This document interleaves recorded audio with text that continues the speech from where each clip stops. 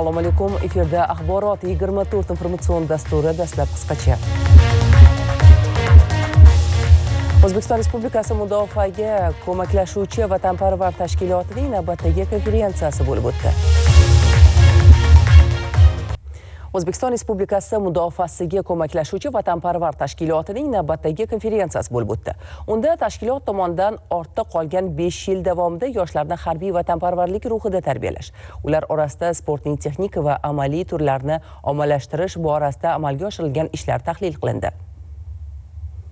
O'zbekiston Respublikasi mudofaasiga ko'maklashuvchi vatanparvar tashkilotining markaziy kengashi rahbariyati, hududiy kengashlari raislari hamda davlat va jamoat tashkilotlari ishtirokida o'tkazilgan mazkur konferensiyada tashkilot tomonidan so'nggi 5 yil davomida yoshlarni harbiy vatanparvarlik ruhida tarbiyalash, ular orasida sportning texnik va amaliy turlarini ommalashtirish hamda mehnat bozorida talab yuqori bo'lgan kasb mutaxassislarini tayyorlash bo'yicha amalga oshirilgan ishlar xususida hisobot berildi. O'z o'rnida bu bo'yicha taklif va mulohazalar o'rtaga tashlandi. Ta'kidlanganidek, aholi, ayniqsa yoshlarni vatanga sadoqat, harbiy vatanparvarlik va milliy ma'naviyatimizga hurmat ruhida tarbiyalash yo'nalishida tashkilot tomonidan 2021-2025 yillarda vazirlik va idoralar bilan hamkorlikda 35 mingdan ortiq ommaviy harbiy vatanparvarlik va ma'naviy ma'rifiy tadbirlar o'tkazilib, ularda 4 million nafarga yaqin o'g'il-qiz qamrab olindi.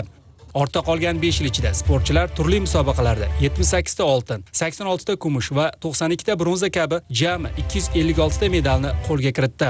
Respublika bo'yicha jami 2197 nafar sportchiga sport unvonlari va sport razryatlari berildi. Bugungi kunda juda dolzarb bo'ladigan masalalardan bittasi va bizni vatanparvar tashkiloti uchun yangi yo'nalish bo'lgan bu fuqarolarni migratsiyaga tayyorlash masalasi. Mana shu yo'nalishda biz bir qancha ishlarni 2025-yilda amalga oshirdik. Mana Germaniya bilan biz 2025-yilda 50 ta fuqaroni haydovchilik sohasiga tayyorlab berishga buyurtma olgan bo'lsak, biz buni 88 ta fuqaroni tayyorlab berdik yil oxirida.